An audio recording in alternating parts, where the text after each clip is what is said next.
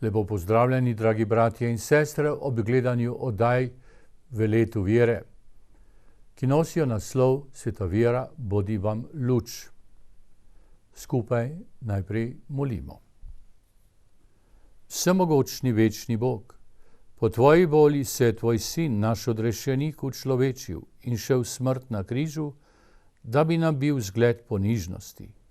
Iz njegovega trpljenja naj se učimo velikodušnosti in se veselimo vstajenja z njim, ki s teboj v občestvu Svetega Duha živi in kraljuje vekomaj. Amen. Marija, zvezda nove evangelizacije, prosi za nas.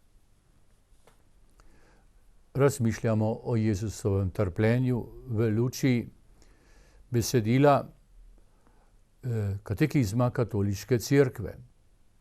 Katekizem nam želi predvsem podati neke osnovne uvide v Gospodovo trpljenje in pri tem še posebej poudarja tudi zgodovinske okoliščine.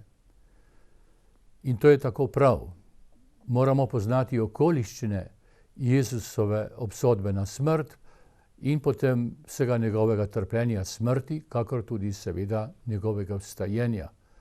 Končno je smisel leta vere najprej ta, da spoznamo Jezusa. Temu je namenjeno še posebej razmišljanje v apostolski veri, ki sledimo korak za korakom, vendar to spoznanje naj ne bo samo informativno spoznanje ali zgolj suho teološko spoznanje, sicer pravilno, korektno, usklajeno, mora biti spoznanje našega srca. To je bistvo. Zato je prav, da molimo ne le ob začetku naših razmišljanj, ampak tudi sicer, ko sami pri sebi razmišljamo o Jezusovem življenju, še posebej o njegovi velikonočni skrivnosti, trpljenja, smrti in vstajenja, moramo paziti na to in prositi Gospoda, da bi vstopili v njegovo skrivnost, ki pa je vedno skrivnost njegovega srca. Le takrat, ko stopim v srce bližnjega, ga resnično poznam. Prosimo za to milost. Naj nam jo Jezus da in daje z velikim veseljem. Daje nam Svetega Duha, da bi ga znotraj začutili. V bistvu gre za to vprašanje, da vprašamo Jezusa: Jezus, daj nam čutiti delček tega, kaj si ti doživljal, sedaj, ko razmišljamo o tvojem trpljenju, kaj si ti v srcu doživljal, kako si se počutil. To je prva stvar. Druga pa, da prosimo Jezusa, naj nam da čutiti in uvideti to, kar zadeva nas.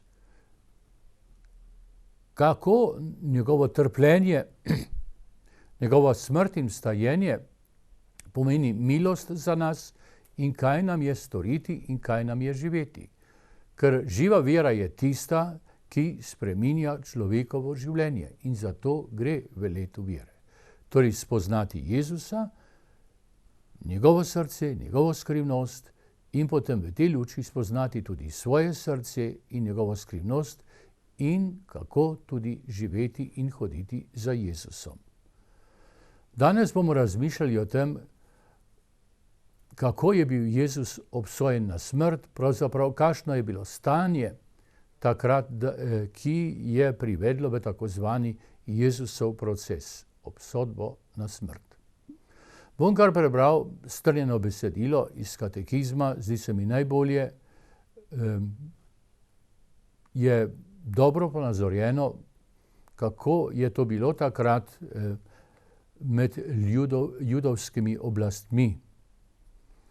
Med jeruzalemskimi verskimi oblastmi ni bil le farizej Nikodem ali ugledni Jožef iz Arimateje, ki sta bila na skrivnem, kakor vemo, Jezusova učenca. Ampak so se dalj časa porajala tudi nesoglasja glede njega v velikem zboru, tako da more na sam predvečer njegovega trpljenja sveti Janez reči o njih, da jih je bilo tudi med voditelji precej, ki so začeli verovati vanj. Torej niso bili vsi nasprotniki. Jezusovi. Ampak tudi v velikem zboru, celo med duhovniki, so bili tudi nekateri, ki so se bližali Jezusu. To ni nič presenetljivega, če upoštevamo, da je dan po binkoštih, kakor piše v apostolskih delih, tudi veliko duhovnikov sprejelo vero. Pomeni, da so že prej se bližali veri. In, tako piše dalje, da so nekateri iz kroga farizejev sprejeli vero. To je zapisano o binkoštih in o prvih, ki so pristopili k veri v Jezusa Kristusa. In sveti Pavel je, tako je zapisano v apostolskih delih, rekel spreobrnjencu sveti Jakob je rekel spreobrnjencu svetemu Pavlu, da je več 10.000 Judov sprejelo vero in so vsi vneti privrženci postave. Pomeni, že tedaj, ko je Jezus oznanjal, je bilo veliko takih, poleg Nikodema in Jožefa iz Arimateje, ki so se bližali Jezusu. Žal pa je bilo veliko takih in to je bilo odločilno, ki so Jezusu nasprotovali. Jeruzalemske verske oblasti niso bile enodušne glede vprašanja, kako naj se verje do Jezusa. Farizeji so zagrozili z izobčenjem vsem, ki bi šli za njim. Onim, ki so se bali, da bodo vsi verovali v Jezusa in da bodo prišli Rimljani in uničili njihov tempelj in njihov narod, je veliki duhovnik Kajfa predlagal prerokujoč: za vas je bolje, da en človek umrje za ljudstvo in da ne propade ves narod. Veliki zbor, ki je razglasil, da Jezus kot bogokletnik zasluži smrt, a je izgubil veliki zbor kot tak pravico do same usmrtitve, tako veliki zbor izroči Jezusa Rimljanom, obtožujoč ga političnega upora, kar postavi Jezusa vzporedno z Barabom, ki je obtožen upora. To so tudi politične grožnje, s katerimi veliki duhovniki pritiskajo na Pilata, da bi obsodil Jezusa na smrt. Torej strnjeno besedilo katekizma katoliške cerkve. Vidimo, da so se ob Jezusu, kakor je bilo rečeno že v templju, ko je bil Jezus darovan, ločevali duhovi. In tako je bilo tudi ob samem procesu proti Jezusu in tako je tudi danes in vse čase. Jezus Kristus, ko vstopa v svet, on, ki je sama luč, vstopa v to temo in tu se ločijo duhovi. Eni za njega, eni za luč, drugi proti njemu za temo. To je torej nenehno dogajanje. Ni se pravzaprav čisto nič spremenilo. Tudi danes je isto. Z Božje strani, z Jezusove strani, Bog gleda celoto. Jezus kot Božji sin stopa v ta svet in ima pred očmi in tedanjo preteklost in tedanjo sedanjost in te naše čase in prihodne čase. S tema ne sprejema luči. To je torej bistvo. Nekateri so se odprli Jezusu Kristusu, se mu bližali, drugi so mu obračali hrbet, mu nasprotovali in kakor vidimo, so tudi bodisi z verskimi argumenti, ki so sicer napačni in lažni, kakor potem s političnimi argumenti torej storili, da je bil Jezus obsojen na smrt. Morali bi se tudi mi zamisliti, ker ta proces proti Jezusu traja vse čase. Res je, da je proces, kakor je potekal v Jeruzalemu, bil končan. Jezus je bil obsojen na smrt, je trpel, umrl in je od mrtvih vstal in živi, vendar pa drža vseh teh, ki so bili okrog Jezusa, traja tudi danes in vprašati se moramo zase in za druge in tudi za naš narod in za vse, koliko smo odprti do Jezusa in koliko se njemu zapiramo. Tako smo mi vsi, vsak na svoj način v tem procesu. Ne moremo reči, to so bili tisti takrat v Jeruzalemu, mi pa pač smo od tega izvzeti in gledamo to kakor na televizijskem ekranu. Z Božje strani, Božji sin gleda večnostno, gleda vse čase in vekove. Pred njim je vse navzoče. Zato, ker je tu Bog in gleda z Božjimi očmi. Tako torej smo vsi v tej igri, če smem tako čudno reči. V tem procesu proti Jezusu Kristusu in nenehno ali smo tisti, ki se odločamo zanj in naredimo vsak dan korak bliže k njemu, ali pa smo tisti, ki ga zavračamo in to besedno ratificiramo njegovo obsodbo na smrt. Vprašanje sedaj je o judovskem narodu. Ali so Judje vsi skupaj odgovorni za Jezusovo smrt? Težko je sploh to vprašanje izreči, dragi bratje in sestre, ker vemo, tako ni moglo biti. Vendar pa je res, da je bil Jezus obsojen na smrt. Tega pa ne moremo zanikati, se pravi, da nekako proces proti Jezusu je moral teči in nekdo je moral izreči obsodbo in nekdo je moral dati argumente proti Jezusu. A katekizem pravi takole. Upoštevajoč zgodovinsko kompleksnost Jezusovega procesa, prikazanega v evangeljskih pripovedih in kakršenkoli že utegne biti, osebni greh nositeljev procesa, se pravi greh Juda Iškariota, velikega zbora Pilata, greh, katerega pozna edino le Bog, vsekakor ni mogoče pridevati odgovornost vsem Judom v Jeruzalemu, kljub krikom zmanipulirane množice in posplošenim očitkom. Torej, zagotovo za neko krivdo posameznikov gre. Bil je obsojen pred velikim zborom. Juda Iškariot ga je izdal, to je pač krivda, to ne moremo zanikati. Člani velikega zbora, v večini bi lahko rekli, so bili za to in pa tudi pozneje Pilat. Vendar zdaj veličino tega osebnega greha določenih ljudi, tega pa mi ne moremo ocenjevati. To ve samo Bog in to katekizem izrecno tudi poudarja.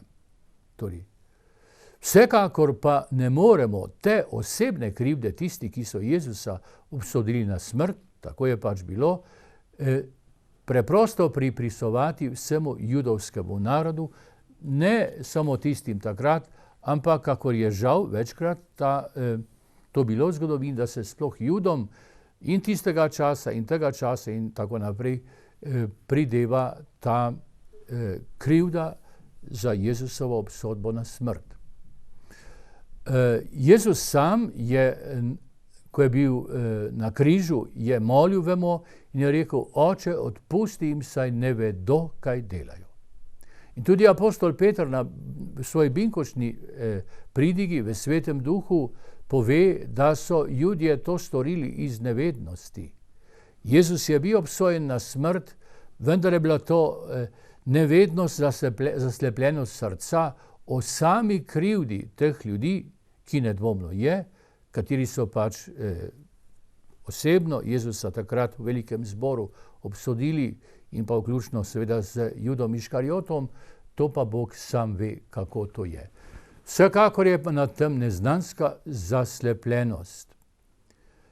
Jezus torej sam na križu izreka odpuščanje in tudi Peter, kot smo ravnokar rekli, govori o nevednosti Judov in celo njihovih voditeljev. Še manj je mogoče na podlagi kričanja ljudstva, njegova kri na nas in na naše otroke, razširiti odgovornost na druge Jude v prostoru in času. Kako to, da so ljudje, množica ali tisti iz množice v procesu, kot je bil pred Poncijem Pilatom, kričali njegova kri na nas in na naše otroke, kako je s krivdo posameznikov, mi ne vemo. kakorkoli je že bilo, nikakor se pa ne more sedaj tega zvračati na poznejše judovske rodove. Na drugem Vatikanskem koncilu je cerkev hotela to izrecno poudariti prav v pogovoru z judovskim narodom. In tako izjavlja: tega, kar je bilo izvršeno pri Jezusovem trpljenju, ni mogoče pripisovati niti vsem tedaj živečim Judom, brez razlike, niti današnjim Judom. Judov naj ne prikazujemo kot od Boga zavrženih ali prekletih, kakor da to sledi iz Svetega pisma. Kakor da to sledi iz Svetega pisma. To ne sledi iz Svetega pisma. Smo ravnokar poudarili, Jezus govori o zaslepljenosti in govori o nevednosti. In to govori tudi njegova cerkev.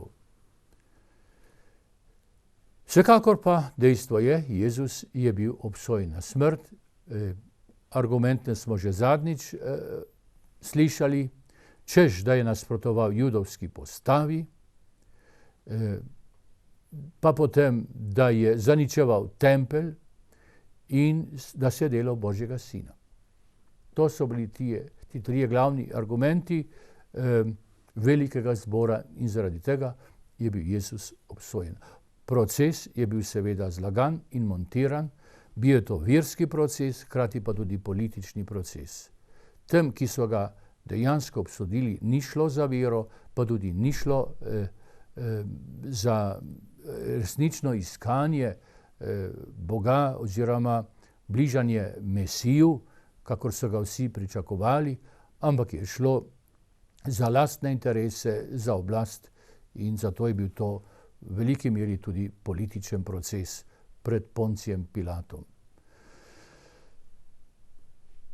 Je pa važno, da še sedaj tudi dodamo besedo o nas samih, kaj pa mi, ko govorimo o Judih, o krivdi nekaterih, pa potem o vpletenosti množice takrat v svoji zaslepljenosti, v to, da je bil Jezus obsojen na smrt. In ko govorimo o nevednosti vseh teh, moramo spregovoriti tudi o sebi. Katekizem jasno pove, vsi grešniki so bili povzročitelji Kristusovega trpljenja. Ali lahko rečemo, vsi grešniki smo bili povzročitelji Kristusovega trpljenja. Poslušajmo močno besedilo Katekizma Katoliške cerkve. Cerkev v učiteljstvu svoje vere in pričevanju svojih svetih ni nikoli pozabila, da so grešniki sami povzročitelji in tako rekoč orodja vseh muk, ki jih je pretrpel Božji odrešenik. Upoštevajoč dejstvo, da naši grehi prizadenejo Kristusa samega, se cerkev ne pomišlja pripisovati kristjanom kar najhujšo odgovornost pri Jezusovih smrtnih mukah, odgovornost, katero so prepogosto zvračali samo na Jude. Torej, to je delež nas vseh. Slišali smo besedo, naši grehi prizadenejo Kristusa samega. Spomnimo se, kako Jezus, beremo v Evangeliju, govori: kar ste storili enemu najmlajših bratov mojih, ste meni storili, česar njim ni storili, tudi meni niste storili. Jezus se poisti z vsakim človekom. In če sem storil krivico nekemu človeku, sem jo Jezusu osebno storil jaz, danes, tukaj in zdaj. To je naše življenje, naši medsebojni odnosi. S tem ranjavamo Kristusa. Jezus govori, to ste meni storili ali pa ne storili. Ali pa, če se spomnimo spreobrnjenja apostola Pavla, o tem bomo pozneje še kdaj govorili, Jezus je rekel tedanjemu Savlu, ko se mu je prikazal: Savel, Savel, zakaj me preganjaš? Ja, saj Savel ni poznal Jezusa. Kako ga je potem preganjal? Preganjal ga je, ker je preganjal kristjane. V njih je Jezus navzoč. Torej, tako da naš odnos do Jezusa ni odnos v neko davno preteklost, ampak se dogaja v naših medsebojnih, medčloveških odnosih. Ker Jezus se poisti z vsakim človekom. To ni samo neka prispodoba, to je resničnost. In še posebej, ko gledamo nas, ki smo udje cerkve, smo udje skrivnostnega Kristusovega telesa. Se pravi, dobesedno, ko pomislim kaj hudega o bližnjem in na to pristanem, ali ko kaj izrečem, ali ko kaj slabega naredim bližnjemu, ali kakorkoli, gledajte, s tem ranim Kristusa samega. Ali pa, če se pregrešim v sebi, tudi, gledajte, ko imam v sebi zlo ali slabo misel ali slabe naklepe, ali kakorkoli zlega naredim, grešim tudi proti sebi, ki sem ud Kristusovega telesa. In končno, to velja tudi za vsakega človeka, ker je rečeno, da se je Kristus v svojem učlovečenju skrivnostno znotraj dotaknil vsakega človeka. Se pravi, smo obdani s Kristusom. In kadarkoli se pregrešimo proti Kristusu, s tem pa ratificiramo njegovo smrtno obsodbo. To je resnica, ki teološko popolnoma drži in žal se tega ne zavedamo. Tako da je prav, da preberemo še nadaljevanje tega katekizmskega besedila, ko razmišlja o tem, kdo so povzročitelji Kristusovega trpljenja in trdi, to smo mi vsi grešniki. Za krivce tega strašnega hudodelstva moramo imeti vse tiste, ki spet in spet padajo v grehe. Kajti naši grehi so povzročili, da je naš Gospod Jezus Kristus prestal smrtne muke križa.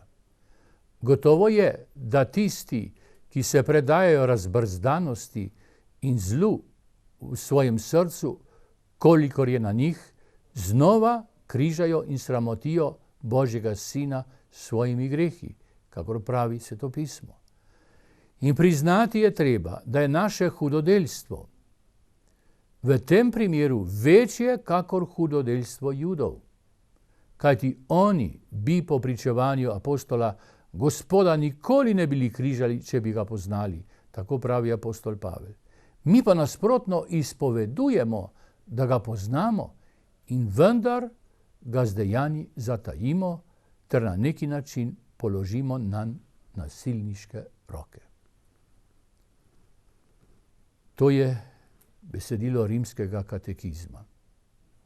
In v tem je vse, gledajte, dragi bratje in sestre, da spoznamo, res srcem spoznamo, da smo vsi soudeleženci podpisovanja Jezusove smrtne obsodbe. Kadarkoli grešim, ratificiram, podpisujem to, kar je bilo v Jeruzalemu. Dajem tudi svoj podpis. Rečeno je bilo o Jezusu, ki je nedolžen stal pred velikim zborom, smrt zasluži. Ko grešim, dam svoj podpis tej obsodbi. To je težka beseda, vendar je beseda resnice, resnice, ki osvobaja. Zlo ni neka napakica, moja privatna zadeva, tako rekoč zadeva neke moje higiene ali neke lepote, lepotna napaka. Moj greh prizadene Jezusa Kristusa in pomeni sopodpisovanje pod Jezusovo smrtno obsodbo. To je nauk cerkve in to je tudi pričevanje svetnikov. Kolikokrat so svetniki rekli, Gospod, spet sem te ranil s svojimi grehi, smili se me, odpusti me. To ni nekaj pesniškega, ampak to je živo spoznanje resničnosti v srcu svetnikov in svetnic. Tako reče sveti Frančišek Asiški, ki je bil ves v Jezusu, ves Kristusu. Takole pove in s tem sklenimo, s tem spoznanjem. Kristusa niso križali hudobni duhovi, temveč si ga križal ti, skupaj z njimi in ga še naprej križaš, ko se naslajaš v zablodah in grehih. Kaj bomo rekli, dragi bratje in sestre, ob tej besedi cerkve in besedi svetnika in svetnikov? Hvala ti, Gospod Jezus, da si šel za nas v smrt, da nisi odnehal svojo usmilno ljubeznijo. Usmili se nas, Gospod. Tudi mi smo udeleženi v tvoji smrtni obsodbi. Izli na nas vse, na ves svet, na vse ljudi, svoje neskončno usmiljenje. Molimo te, Kristus, in te hvalimo, ker si svojim križem svet odrešil. Amen. Lepo vas pozdravljam.